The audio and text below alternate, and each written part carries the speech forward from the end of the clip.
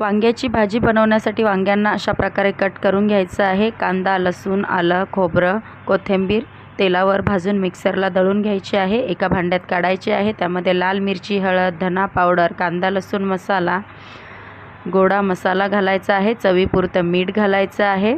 सर्व मसाले व्यवस्थित मिक्स करायचे आहेत। त्यानंतर वांग्यामध्ये मसाला भरून घ्यायचा आहे।